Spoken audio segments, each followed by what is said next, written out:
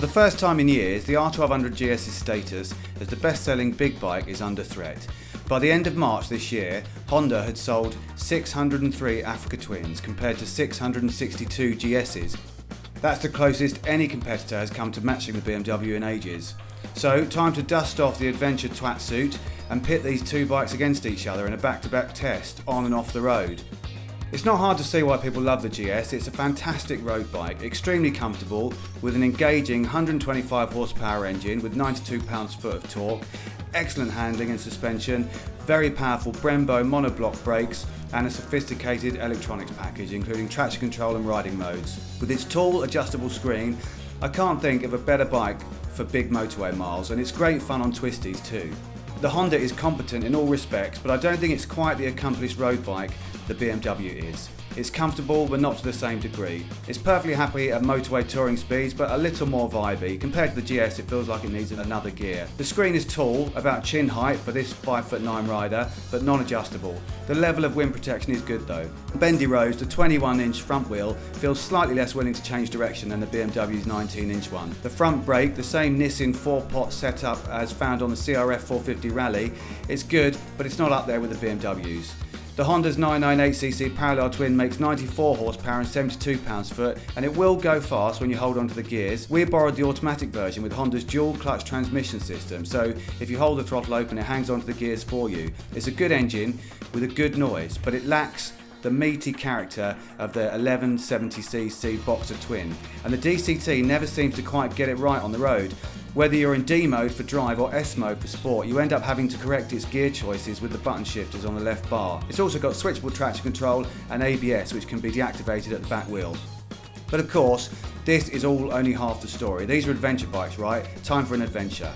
Okay, so riding repeatedly up and down a mile-long stretch of muddy byway in Hampshire isn't exactly the long way down. Actually, it turned into a rapid way down for my colleague Simon Greenacre, but I'll come to that. The trail was just right, we thought, for these bikes and our level of off-road ability, which is pretty average, I dare say, like a lot of adventure bike owners. It would have been a doddle on a lightweight trail bike, but you'd never tackle it on a bike without some degree of off-road potential. There were some deepish puddles, the odd rut, and oddly, take that's Mark Owen, out walking his dog. I don't mind admitting I was nervous about the 263kg GS going off-road, not about meeting Mark Owen. It's so huge that leaving the tarmac seems preposterous, and I was slightly worried about the Michelin Anarchy 3 dual sport tyres, which look basically like road rubber with deeper tread in the middle. The Africa Twin was on dual sport tyres too, Dunlop Trail Max, but they at least looked more the part with deeper and wider tread. The GS Adventure can be supplied with off-road rubber at no extra charge, but that wouldn't be as good on the road. And the Michelin Anarchies are dual sport, aren't they? They're not pure road rubber, they're a compromise, supposedly offering some level of competence in either setting, letting you have fun on the road and tackle a gentle trail. That's the whole point of them and the bike, to go anywhere. That's the proposition we were here to test. But I'd have been happier without the light rain slowly making the trail all slimy. I needn't have worried really, the tyres actually felt quite sure-footed, going straight through or over everything with no drama. Some riders like to scoff at the notion of big adventure bikes having off-road ability, saying they're too big and heavy, but you really can ride one to a green lane and keep going. You're not going to try vertical hill climbs unless you're a Dakar veteran, but they do exactly what they're supposed to. You can keep going when the road ends. We were having fun, or I was. I'm sure Vicedown reporter Simon Greenacre was too, until he parked the Africa Twin in the bushy lower branches of a tree, upright with its wheels on the ground. I took the opportunity to switch bikes, and straight away I found myself going faster on the Africa Twin. Even with DCT, the Africa Twin is 21 kilograms lighter than the GS Adventure, and it feels it. Without DCT, it's another 10 kilograms lighter still.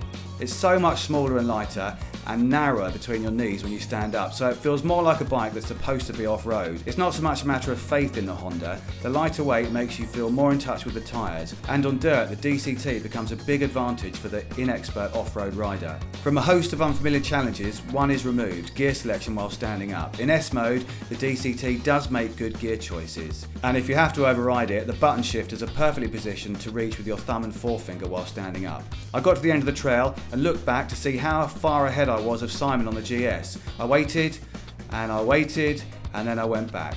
I don't know what happened, he said. The front had lost traction and gone sideways in a straight line, perhaps at about 15 miles per hour. Maybe we had expected too much of those tyres after all. More illuminating than the crash itself was the damage it had caused. A holed left-hand valve cover and a puddle of oil on the trail, signalling the end of the test. In an expensive way, it highlighted a real limitation of the GS off-road, I think. Spills do happen when you go off-road.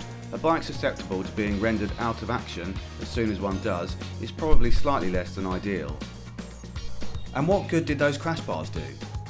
Which of these machines is for you will depend on what you think an adventure bike should be. If you think it should be a brilliant long distance road bike capable of tackling some dirt too, it will be the GS, which starts at $13,050.